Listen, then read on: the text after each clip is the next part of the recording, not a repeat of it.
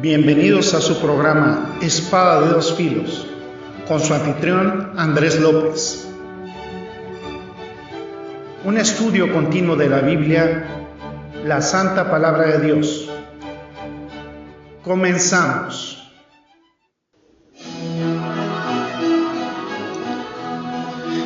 ¿Qué tal amigos? Bienvenidos a otra emisión de este programa Espada de dos Filos. Bien contentos de estar aquí nuevamente compartiendo toda esta enseñanza que tiene que ver con el pecado.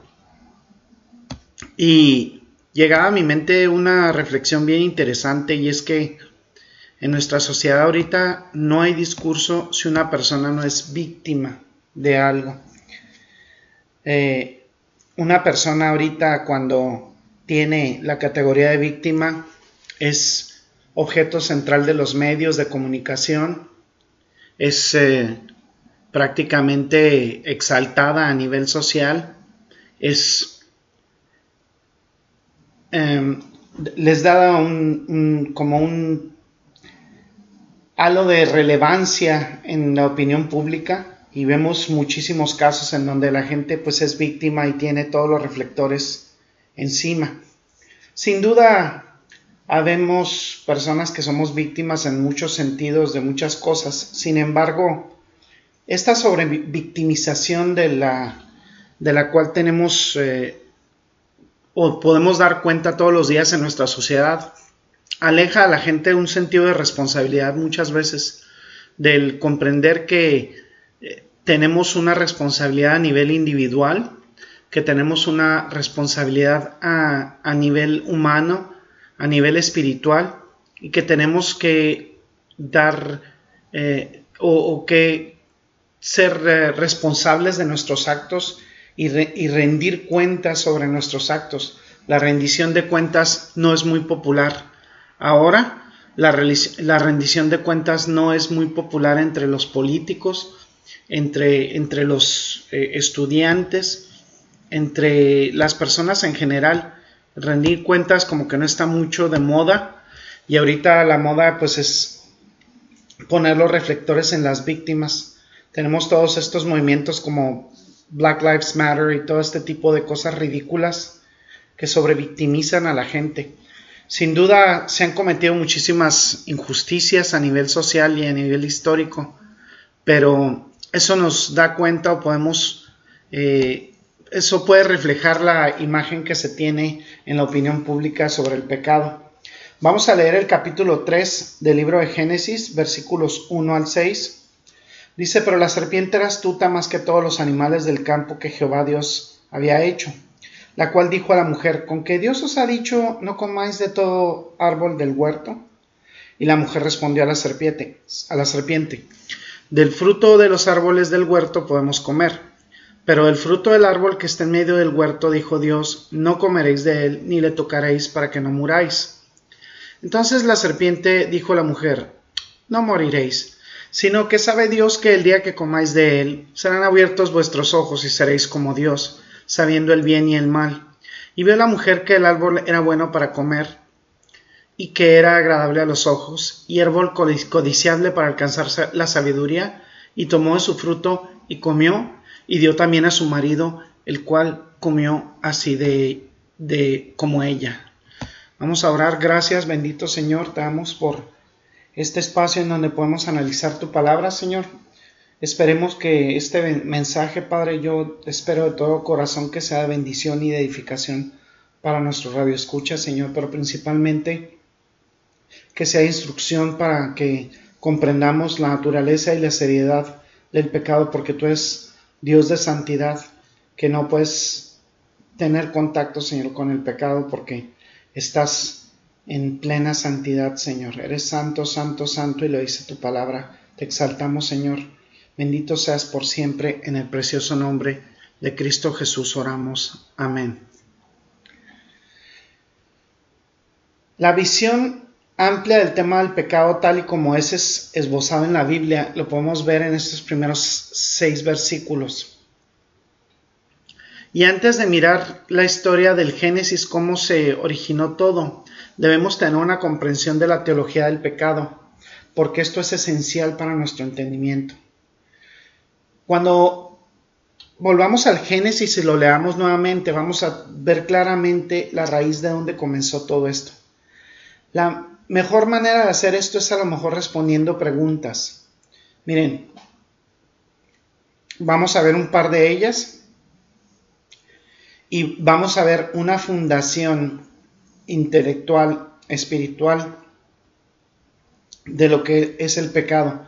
Yo en realidad ahorita no sé quién esté escuchando esto, podrían escucharlo alguien en un podcast o en la radio, pero es importante cubrir este tema. ¿Qué es el pecado? El pecado es cualquier violación del carácter o la ley de Dios. Miren, vamos a ver el libro de Primera de Juan, capítulo 3, versículo 4, y ahí podemos ver un poco más de cerca esto. Primera de Juan 3, 4. Dice Primera de Juan 3, 4, dice: todo aquel que comete pecado infringe también la ley, pues el pecado es infracción de la ley. El pecado es infracción de la ley, es la transgresión de la ley. Esa es una definición del pecado. El pecado es anarquía, anomía. En otras palabras, se está ignorando la ley de Dios. Eso es el pecado, ignorar la ley de Dios, violando la ley de Dios. El pecado y la iniquidad, esa construcción griega en 1 Juan 3:4 es idéntica. Es vivir como si no hubiera ley de Dios que decidiera sus propios términos. Vamos a ver libro de Romanos, capítulo 14, versículo 23. Romanos 14, 23 dice lo siguiente: pero el que duda sobre lo que come es condenado porque no lo hace con fe, y todo lo que no proviene de fe es pecado. ¿Sí? Todo lo que no es en la fe es pecado. Todo lo que no sea un acto directo de fe en Dios es pecado. ¿Sí? Entonces, saber hacer el bien y no hacerlo es pecado. Vamos a ver Primera de Juan 5:17 y viene también una definición de pecado. Primera de Juan 5:17 dice: toda injusticia es pecado, pero hay pecado no de muerte. ¿Sí? Toda injusticia es pecado. Entonces, cuando se comete una injusticia, eso es pecado. Entonces, la Biblia soluciona este problema de la explicación del pecado de muchas maneras. Cuando se hace algo en contra de la confianza y de la fe en Dios, eso es pecado. Cuando sabemos hacer lo correcto y no lo hacemos, eso es pecado. Cuando sabemos que algo agrada a Dios, algo que Dios nos ha mandado hacer y no lo hacemos, eso es pecado. Todo pecado es infracción de la ley. Y todas esas cosas vienen a colación, porque en realidad todas estas cosas infringen el carácter de Dios. Es una violación al carácter moral de Dios y a la ley de Dios. El pecado va más allá de los límites que Dios ha establecido para nosotros. Eso nos da una comprensión sustancial del pecado. Ahora, Dios ha colocado estos límites que pueden construir una mejor relación con Él, que pueden construir una relación más sana con Él y con los demás.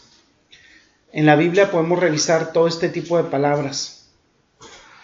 Hay muchas palabras que dan una denominación del pecado. Cualquier infracción a la ley de Dios es el pecado. Ahora, ¿dónde se revela la ley de Dios? En la Escritura, en la Biblia, en la santa palabra de Dios. Ese es el problema de la sociedad del día de hoy, amigos, amados radioescuchas. Nosotros hemos ignorado las Escrituras, hemos ignorado la palabra de Dios, hemos buscado otros caminos para la interpretación de la realidad, y es ahí donde se multiplica el pecado. No creemos que el hombre sea un pecador por naturaleza. Creemos, por desgracia, que el hombre tiene bondad en sí mismo. En realidad, cualquier acción que podamos tener buena o llamada buena proviene por parte de Dios. No creamos acciones de bondad por nosotros mismos. Por eso dice la Escritura que hemos sido creados para buenas obras.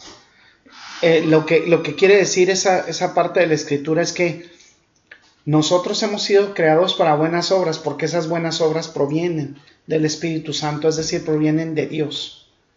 No creemos, por desgracia en nuestra sociedad, que el hombre es un pecador por naturaleza. Por desgracia en la sociedad se cree que el hombre es básicamente bueno y que hay situaciones en el exterior que hacen que el hombre actúe mal. Pero sí reconocemos que hace el mal. Entonces, si podemos reconocer que hace el mal, ¿cómo podemos definir ese mal? ¿Cuál es el estándar de lo que es malvado? Bueno, nuestro estándar como sociedad, nuestro estándar de moralidad, por ejemplo, yo provengo de un país latino, de México, y por desgracia ese es un país fundado en bases católicas con mucha idolatría y con problemas generacionales agudos derivados de esa idolatría. Podemos hablar de Estados Unidos, de Canadá, fueron países establecidos en la Biblia. Así se fundaron esas naciones. Y eso es lo que básicamente se escribió en sus leyes. Tienen esa visión de la moralidad, esa visión del crimen y esa visión de justicia. Y todas esas visiones salen de la Biblia. Ahora, si tenemos la Biblia como fundamento, esos comportamientos en determinadas épocas, todos los comportamientos que eran ajenos a la Biblia eran considerados contrarios a la ley. Y por desgracia, eso ha cambiado, por ejemplo, en países como Estados Unidos. Está cambiando rápidamente. Está cambiando en el ámbito sexual con toda esta situación de la agenda LGBT y más, y toda esta basura, toda esta incursión de los transexuales en la cultura. Está cambiando el mundo homosexual, en el aborto, en la eutanasia, en el matrimonio entre homosexuales. Entonces vemos, a lo mejor pasa con la ingeniería genética en un futuro muy cercano. Entonces podemos verla en diferentes aspectos. Cada vez que vamos avanzando hacia el pantano del pecado y nos alejamos de cualquier estándar establecido por la palabra de Dios, ya no tenemos forma de definir la moralidad, sino por consenso, por encuesta. Entonces los gobiernos realizan encuestas, eso es lo que hacen, los políticos lo hacen y determinan eso por criterios de votación. Ese es el cáncer que existe en las supuestas democracias, que la verdad pues se establece por consenso. Se encuesta a los electores y ellos deciden lo que se puede considerar como pecado, como moralidad. Entonces, si miramos y analizamos cada vez nuestras sociedades en el mundo moderno se hunden más profundamente en el pecado, se alejan consistentemente y completamente de la palabra de Dios. Entonces cada vez se les hace más difícil definir la moralidad. Yo estaba viendo en la mañana una cadena que se llama Nickelodeon, que ya saca programas para niños chiquitos en Estados Unidos, niños de 3, 4 años, donde salen travestis y hay desfiles de orgullo homosexual. Entonces no va a haber nadie que pueda entrar en una cancha y sostener un estandarte de moralidad si está alejado de la Biblia. No se puede caminar en un tribunal hoy y sostener el estándar de la Biblia como un estándar de moralidad. Todo lo que queda a veces es tradición y esta tradición pues es derrocada por las encuestas, derrocada por los votos, por los referéndums y lo que la gente quiera decidir para entenderlo como moralidad. Entonces no va a mejorar esto, va a empeorar porque hay una reclasificación del comportamiento moral. no tenemos un estándar como sociedad. Entonces, ¿cómo va esa generación a definir lo que son los pecadores? ¿Basados en qué? ¿Fincados en qué? ¿Cómo pueden establecer como un estándar lo que es el pecado? El estándar está definido por parte de la ley de Dios. Es en el estándar de la Biblia, en los mandamientos donde tenemos el estándar de lo que es la moralidad, de lo que es lo que Dios quiere. No hay ninguna otra opción para definir el pecado que lo que establece la Biblia. La Biblia se establece como estándar y le dice al pecador que es ese estándar. Y por parte de la palabra de Dios depende de ese análisis para que nosotros podamos determinar, leyéndolo cuidadosamente y con atención, también lo que recibimos y lo que percibimos en las congregaciones que no es palabra de Dios. Ese es un desafío constante que tenemos como cristianos para determinar un discernimiento. Si alguien no cree en la palabra de Dios, es un argumento que es inútil. Sin embargo, si creemos en la palabra de Dios, nuestras preguntas tendrían que ser como Jesucristo lo hacía, ¿no? ¿No has leído? ¿O no lo has estudiado en la Escritura? ¿O estás realmente seguro de eso? ¿Sí? Si lo estudiamos a fondo, de cabo a rabo, podemos determinar si es o no es la palabra de Dios. No tenemos ningún lugar a donde ir como cristianos, porque ese es el estándar. No podemos acudir a la definición de pecado o de moralidad por lo que dice la sociedad, sino sustentándonos en los estándares bíblicos.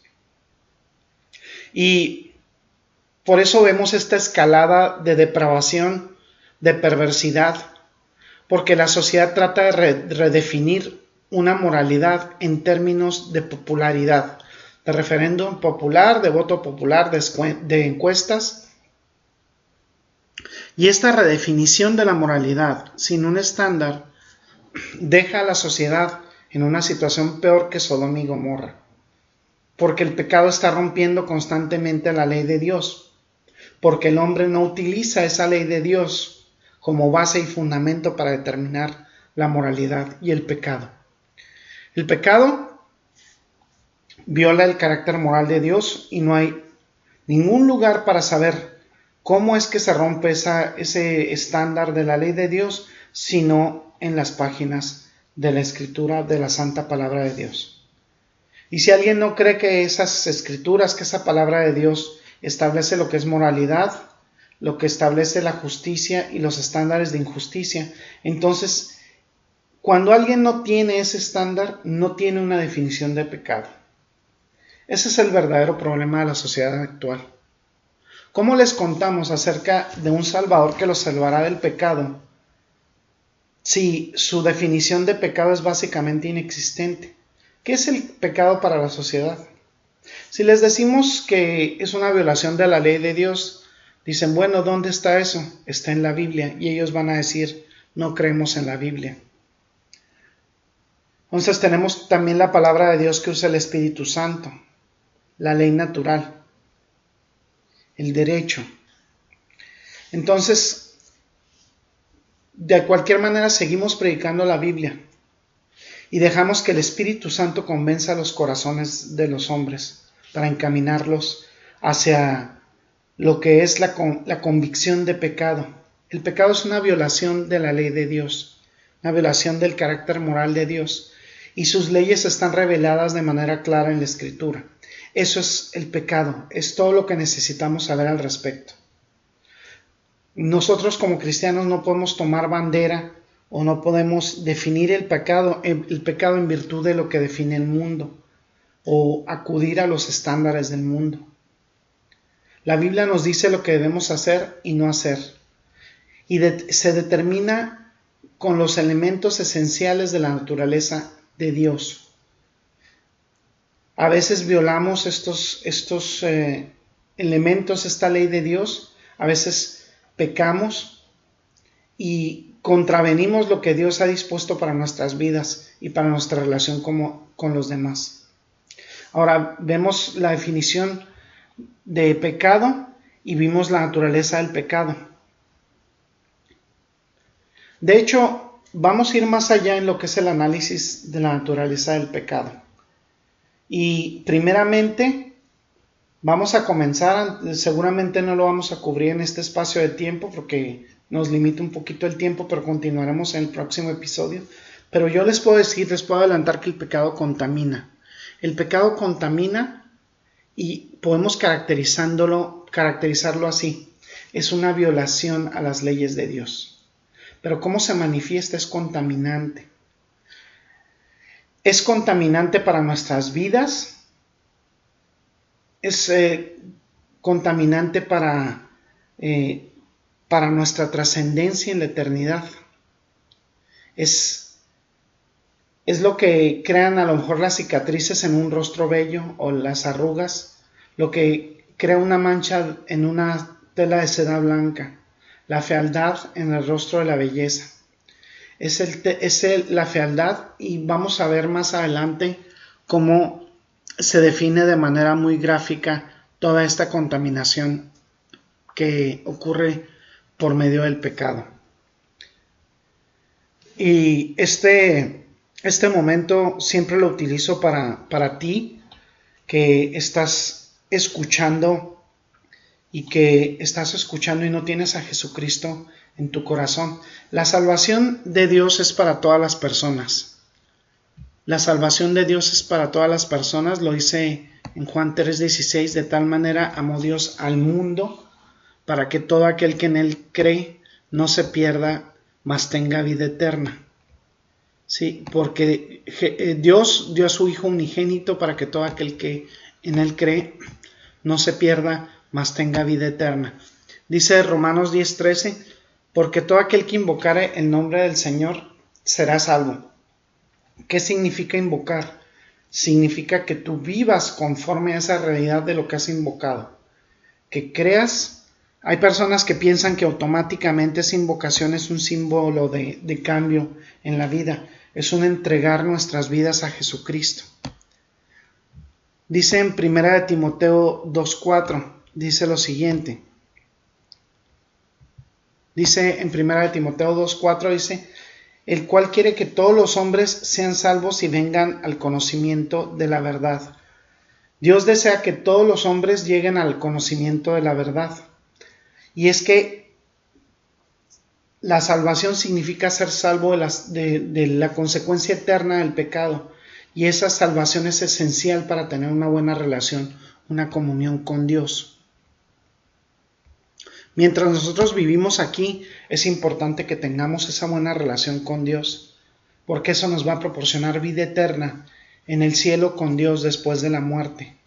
Cuando nosotros los cristianos creemos en Jesucristo y recibimos esa gracia de Dios, podemos evitar el infierno eterno.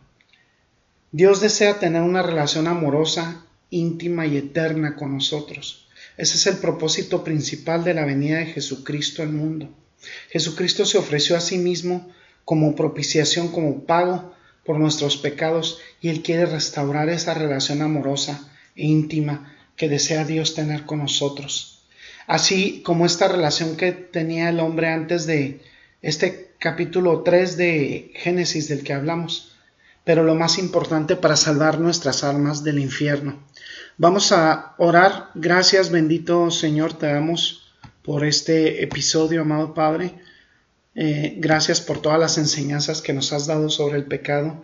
Agradecemos de manera importante, Señor, tu misericordia y la gracia que sobreabunda al darnos estas verdades, amado Padre. Te exaltamos, bendecimos y glorificamos tu santo nombre por siempre. En Cristo Jesús oramos. Amén y amén. Bueno, este ha sido su hermano y amigo Andrés López, y este ha sido su programa Espada de Dos Filos. Los esperamos en la siguiente emisión. Bendiciones. Gracias por el placer de su sintonía. Lo esperamos en una nueva emisión de Espada de Dos Filos, un estudio bíblico completo, versículo por versículo. Hasta pronto.